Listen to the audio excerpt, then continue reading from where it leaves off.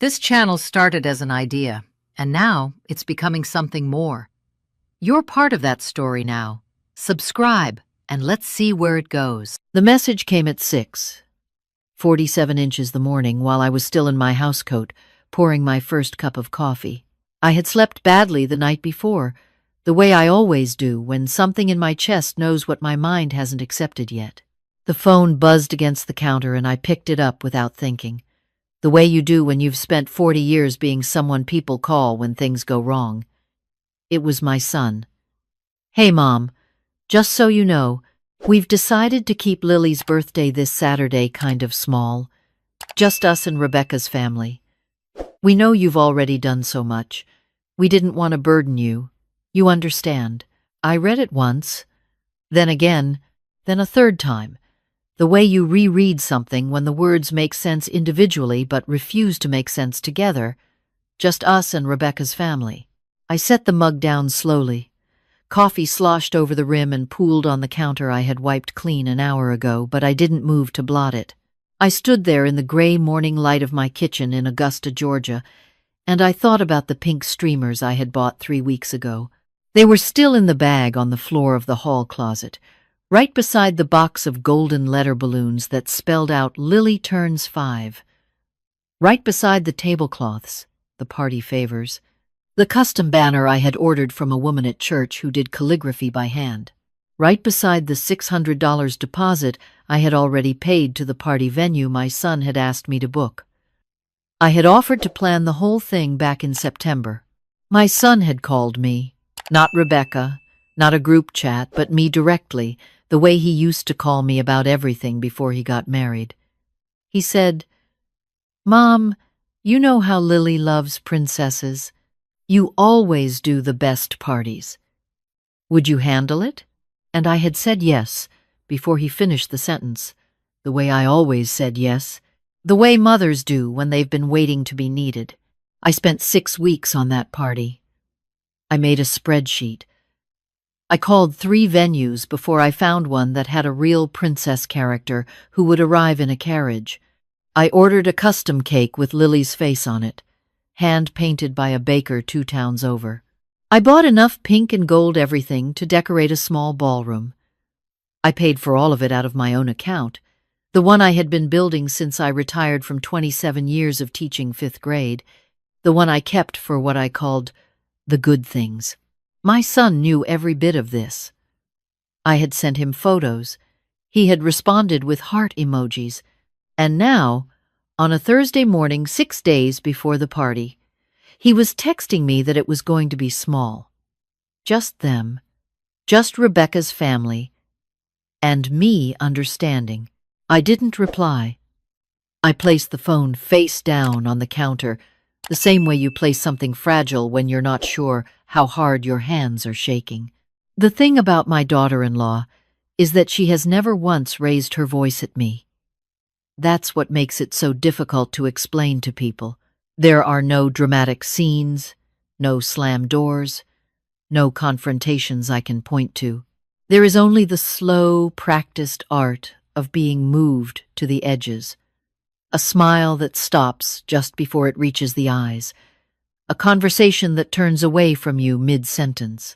An invitation that comes 3 days after everyone else's. She had a way of making me feel like a guest in rooms I had helped build. And she did it so graciously that I spent years wondering if I was imagining it. I was not imagining it. I had learned that slowly, the way you learn things you don't want to know. It started with the holidays.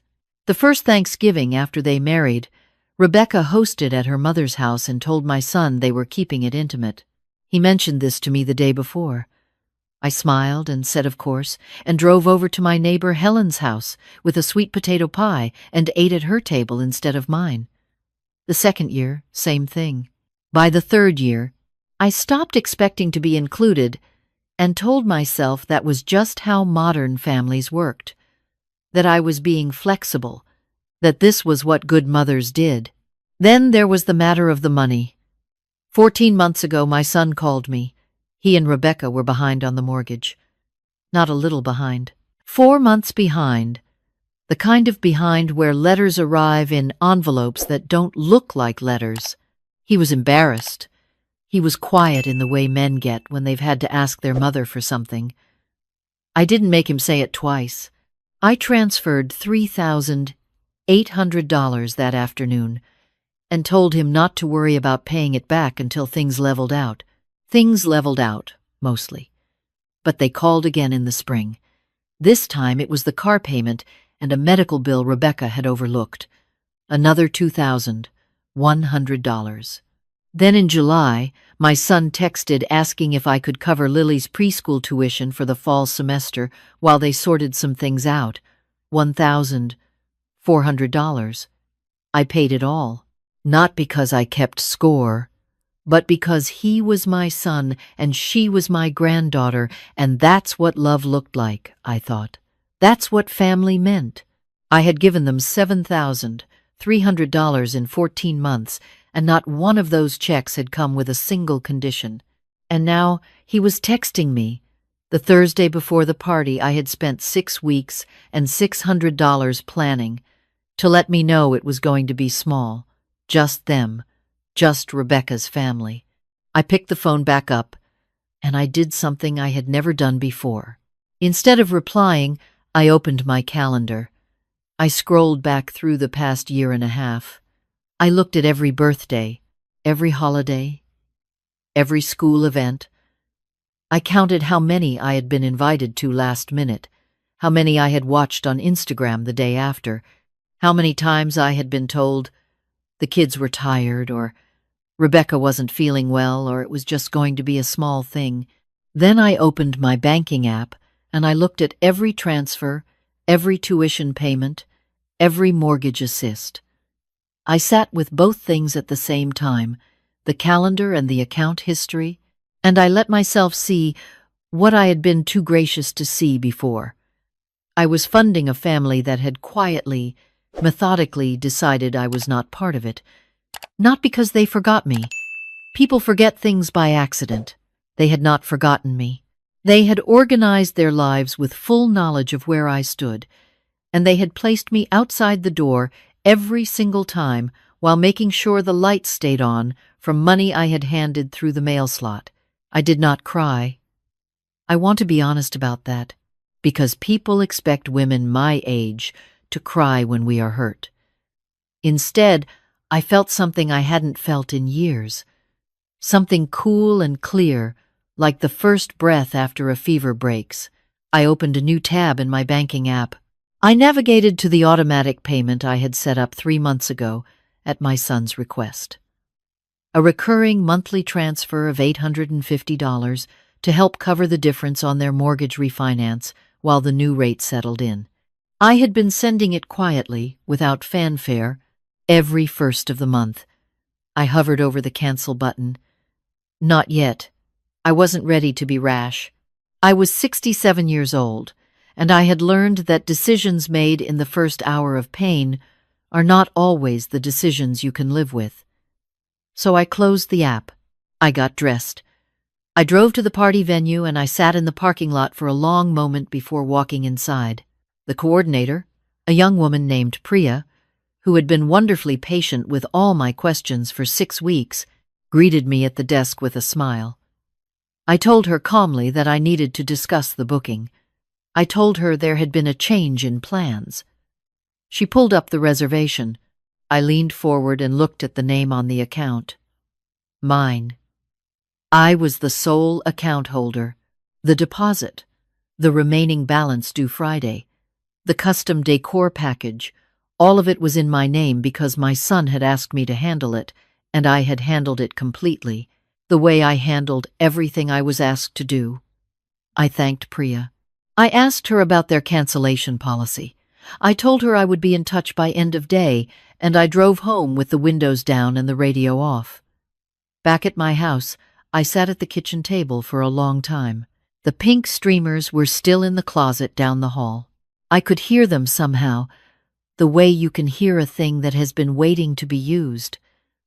I thought about my granddaughter, sweet Lily, who called me Grandma Dot, who had once fallen asleep in my arms watching a cartoon about a princess who turned pumpkins into carriages, who had told me last Christmas that I smelled like cookies, which is the finest compliment a 5-year-old can give.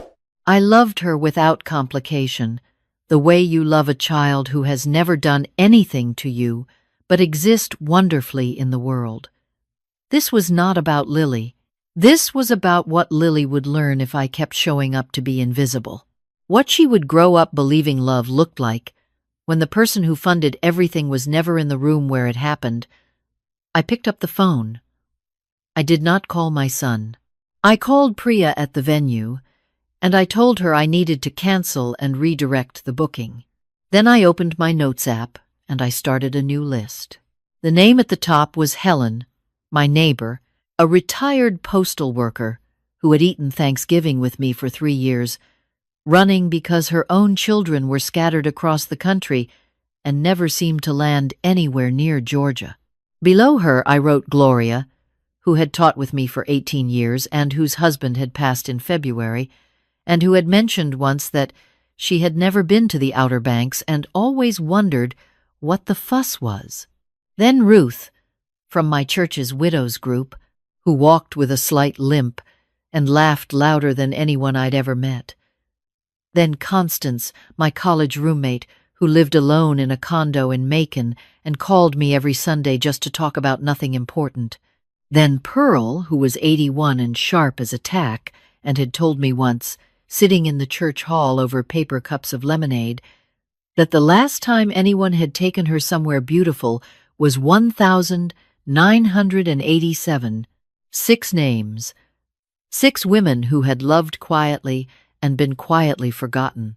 I redirected the venue deposit to a personal travel credit, and I got on the phone with a rental company I had found online 3 years ago, back when I had briefly considered planning a girls' trip before life got in the way, and I put someone else's needs first again. I did not tell my son what I had done. I did not reply to his Thursday morning text until Friday evening, when I sent a single message. "Sounds good. I hope Lily has a beautiful day." He responded with a thumbs-up emoji. That same evening, I navigated back to my banking app. I looked at the automatic transfer one more time. $850, set to go out the following Monday, the 1st of the month, the same as always. I canceled it. No message, no explanation, no warning. The same way I had received no explanation about why my granddaughter's birthday party had been quietly handed to someone else after I had spent 6 weeks building it. I slept better that night than I had in months. Saturday came and went. I did not drive by. I did not check social media. I had learned the hard way that watching other people enjoy things that were supposed to include you is a specific kind of pain that serves no purpose. So I spent the day doing something else entirely. I drove to Helen's house with a bottle of sweet tea and a legal pad, and I asked her if she had ever heard of Ocracoke Island. She had not. I told her about the wild horses that lived on the beach there, descended from Spanish Mustangs that had survived a shipwreck 400 years ago and made the island their own. I told her about the painted shutters on the little houses and the ferry ride through the Sound. I told her about the lighthouse, white and clean against the sky. Helen looked at me over the rim of her glass. "You're planning something," she said. "I am," I told her. She said, "Does it involve me?" "It does," I said. She didn't ask any other questions. She just smiled, the way women smile when they've been waiting for someone to choose them. Over the next 2 weeks, I made the other 5 calls. Each one was the same in the essential way. A hello that started cautious, because women our age have learned to be cautious when someone sounds too generous. A silence when I told them where I was thinking of going. Then a question that was really a wish, dressed up as a question. "Are you serious?" And me saying, "Pearl, I have never been more serious in my life." I booked a cottage on Ocracoke for 7 nights. Large enough for 6, with a porch that faced the water and a kitchen big enough for all of us to cook together. I called the ferry company and arranged transportation.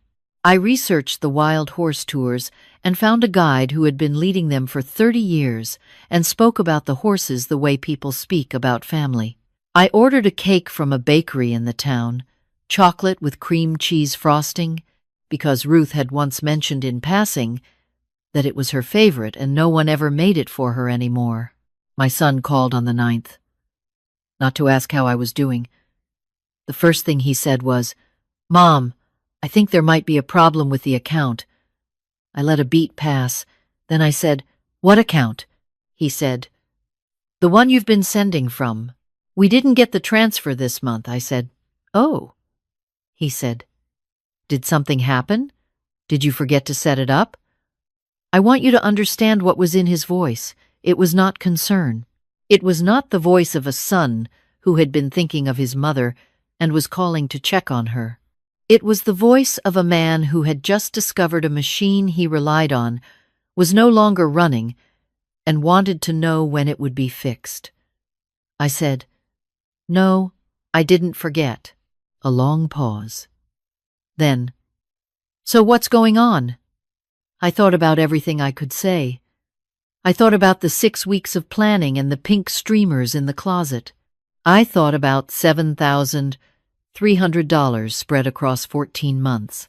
I thought about the Instagram photos I had never been in. I thought about Lily calling me Grandma Dot and not knowing that her birthday party had been handed to strangers while I sat in a parking lot wondering what I had done wrong. Then I thought about what Gloria had said to me last Sunday when I called to tell her about the trip.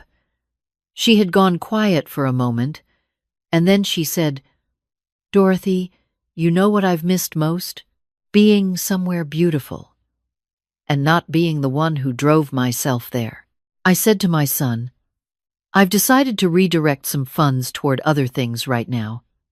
I'm sure you'll manage." He said, "What other things?" I said, "I'm taking some friends on a trip." Another pause. Longer this time. A trip? When was this planned? I almost laughed. When was this planned? As if my time, my savings, my right to spend my own retirement on something that filled me with joy rather than obligation required his scheduling approval. I said, "I'll talk to you when I get back." He said, "Mom, we're behind on," I said gently, the way I had said hard things to children for 27 years in a classroom. "I know. You'll figure it out. You're capable people." And I ended the call. Rebecca called an hour later. I did not answer. My son called again that evening. I did not answer. I went to bed early and I slept with the window open and the sound of the neighborhood settling into quiet, and I thought about Ocracoke and the horses that no one owned, that had survived shipwrecks and centuries and every storm that had ever blown through that coast, and were still there, still wild, still themselves. The week before the trip, I went to my closet and I pulled out a pair of linen pants I had bought 2 summers ago and never worn, because I kept thinking I'd wear them somewhere nice when the time was right. I packed them first, then 2 dresses I loved, sandals, a hat with a wide brim that my sister had given me for my birthday and that I had been saving for an occasion worthy of it. In the front pocket of my suitcase, I placed a photograph. It was of my late husband, Bernard, taken on a fishing trip to the Carolina coast back in 1989, the year before we had our son. He was squinting into the sun, one hand shading his eyes, his other arm relaxed at his side, and he was smiling the way he only smiled outdoors, loose and genuine. The city washed off him. He had always said salt air made a person honest. He had always said the ocean had no interest in your pretending. I had never brought him back to the coast after that trip. Life had other plans, and then he was gone.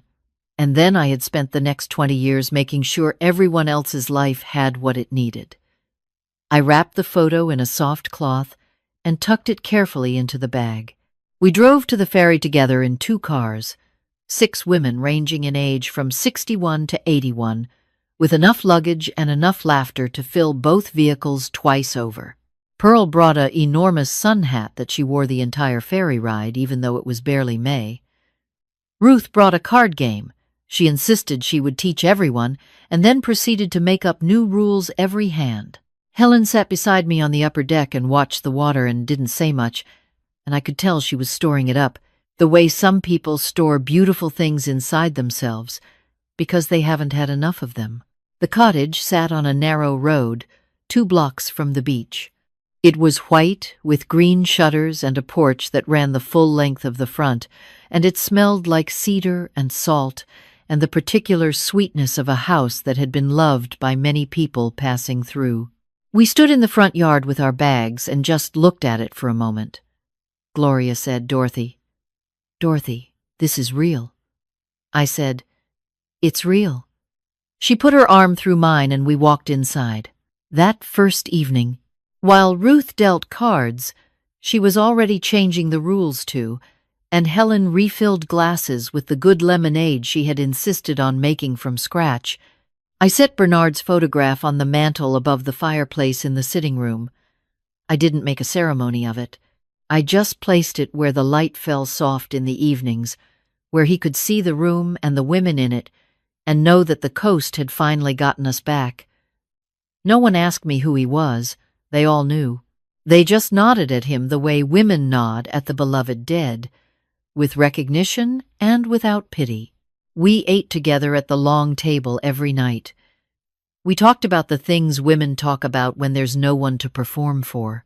Old arguments with people who were gone now, and whether we had been right or merely stubborn. Children we had given everything to, and what we would do differently. The small treasons of our bodies, the surprising pleasures of no longer caring about certain things, the grief that sits quiet in the corners of a life well lived and doesn't announce itself, just rests there, familiar. On the 3rd day we did the horse tour. We rode in an open vehicle down the beach, through the dunes, to the north end of the island where the marsh opened into flats of pale grass and shallow water. And then the guide stopped and pointed, and there they were, 5 horses standing in the shallows, their dark legs half submerged, heads down, completely unbothered by our presence. One of them, a gray mare with a long mane gone to tangles, lifted her head and looked at us with dark and ancient eyes. Pearl reached over and grabbed my hand. She didn't say anything, neither did I. On the 5th night, after dinner, I brought out the candles. 1 for each of us. I lit mine first, from a long match, and I held it in front of me. The others followed. I said, "I want to say something." They were quiet. I said, "I spent a long time thinking that love meant making myself small so other people could feel big. I paid for things and planned things and stepped back from things, and I told myself that was generosity. But I've been thinking about it this week, and I think sometimes it wasn't generosity. Sometimes it was just fear. Fear that if I stopped making myself useful, I'd stop being wanted at all." I looked at the flame in my hand. Asterisk. The thing is, the people who only want you for your usefulness will drop you the moment they find someone more convenient. But the people in this room, times I looked at each of them, at Helen's quiet steadiness, and Gloria's laughing eyes, and Ruth with her card game rules, and Constance, who had driven 4 hours without a single complaint, and Pearl in her enormous sun hat, and Pearl's friend Dottie, who had come at the last minute, when I realized the cottage had a 7th bed, and it seemed wrong to leave it empty. You are the people who showed up for me when I wasn't being useful to anyone, when I called you just to call you, when I needed a plate of food brought over and I didn't want to ask, when Bernard died and the world went gray, and you sat with me in it. So this is for you. This whole week is for you.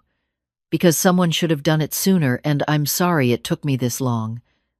Constance was crying quietly into her napkin. Ruth was doing the thing she always did when she was moved, which was to pretend she had something in her eye and look up at the ceiling. Gloria raised her glass and said, "To Dorothy." Everyone repeated it. I said, "No, to us, to the ones who keep going." We walked to the beach after that, barefoot in the dark, the sand still warm from the day. The stars were extraordinary, the kind of sky you forget exists when you live too long near city lights. We stood at the edge of the water, 6 women in a line, and let the Atlantic come to our ankles. Helen said softly, "I haven't felt this in years." I asked what she meant. She said, "Like I'm allowed to just be here, not helping anyone, not waiting to be needed, just here." I thought about my son, somewhere back in Augusta, working out his mortgage on his own for the first time in over a year. I thought about my granddaughter, who did not know that her grandmother had built her a party she'd never see, and who would grow up and one day maybe understand the things her parents had decided her grandmother was worth. I didn't feel anger about it. Not anymore. I felt something cleaner than that. I felt like myself. The email from my son arrived 2 days after I returned home. I opened it at my desk in the quiet of a Tuesday morning, the same desk where I had first read his text about the birthday party, which felt like a different lifetime now. He wrote that he knew things had been complicated. He wrote that Rebecca had been under a lot of stress and probably hadn't communicated well. He wrote that the kids missed me, which was almost certainly true and had nothing to do with what he was building toward. Then he wrote that the mortgage payment was due and they were short, and he was wondering, since I had clearly had money available for a vacation, whether I could reconsider the monthly transfer, at least for a few months, while they got back on track. He signed it, "Love, your son." I read it twice. I noticed what was not in it.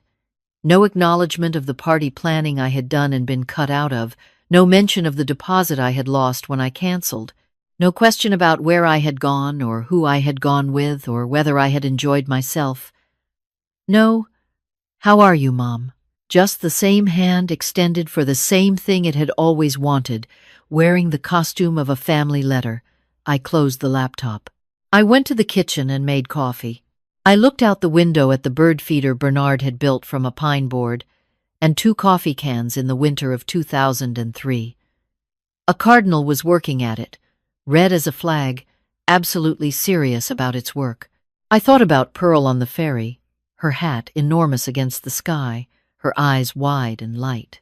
I thought about what Gloria had said on the last morning, standing in the driveway with her bag, before she drove home to Macon. She had hugged me for a long time and then pulled back and looked at me and said, "You know what you did? You decided your life was worth living for yourself. A lot of women never do that. Some of us never figure it out in time." I thought about what I would write back to my son. Then I thought about what I would not write back to my son, because there are things you can explain and things that explanation will not fix, and my son did not need a letter. What he needed was the slow education of consequences, the same education I had given 30 years of 5th graders, which is this: actions tell the truth about what we value, and eventually the truth becomes the lesson whether we intended it to or not. I did not reply. Instead, I opened a new document and I started writing down everything I remembered from the week: the gray mare in the shallows, the way the ferry horn sounded against the open water, Ruth's ridiculous card rules, Helen's face in the fairy light, the candles on the porch in the dark, 7 small flames against the Carolina night. I wrote until my coffee went cold. Then I got up and refilled it and sat back down and kept writing, because that week had taught me something I should have known 50 years ago and didn't, not fully. That the stories we tell about our own lives are the ones we choose to keep telling, and I had spent too long telling myself a story about a woman whose value was measured in her usefulness, whose love was proven by her sacrifice, whose place at the table had to be earned every single time. I was done with that story.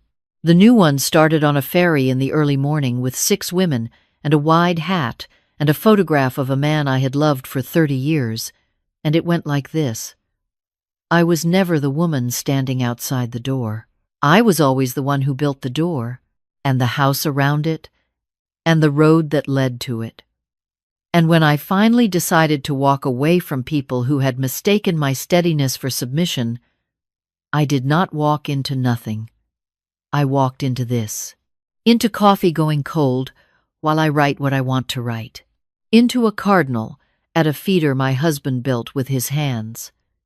Into friendships that ask nothing of me but my presence and give back warmth without conditions. Into the knowledge that I am not here to be useful to people who cannot be bothered to be kind. Into the quiet, hard-earned dignity of a woman who knows exactly what she is worth. If this story found you, I believe it found you for a reason. Maybe you are standing outside a door you helped build, reading a text from someone who has mistaken your generosity for an unlimited account they never have to balance.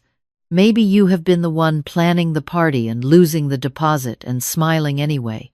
Maybe you have a jar somewhere, full of something you have been saving for a family that keeps forgetting to include you. I want you to know something. The jar is yours. The trip is yours. The candle is yours to light, and you do not need their permission to strike the match. This is Spirit Tales, where women who have been written out of other people's stories learn to write their own, where the ones who were left behind find out they were never behind at all. They were just waiting for the right company for the journey. Subscribe and stay a while, because we have so much more to tell, and every word of it is true.